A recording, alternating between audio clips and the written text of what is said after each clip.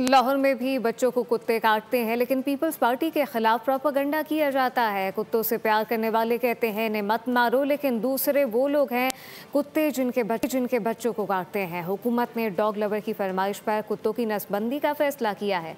मुर्तज़ा वाहब की मीडिया से बातचीत, कहा कि KMC किसी सड़क से पार्किंग नहीं ले रही, पार्किंग फीस टाउन ले रहे हैं। मुनाफिकीन के टाउन भी शामिल हैं। टाउन से पूछें कि वो क्यों पार्किंग ले रहे हैं। मुस्लिमाबाद कॉलोनी है, वहाँ पे पागल कुत्ते ने 7 लोगों को शायद काटा है। प्रॉब्लम दिक्कत ये है कि इसके अंदर 2 तरह की राय है। एक राय है जो डॉग लवर्स है, वो कहते हैं कि कुत्तों को नहीं मारना चाहिए, और एक सोच वो है जिनको कुत्ता काटता है, जिनके बच्चों को तकलीफ पहुंचती है, जिनके बुजुर्गों को तकलीफ पहुंचती है, वो कहते हैं कि कुत्तों को मार दें।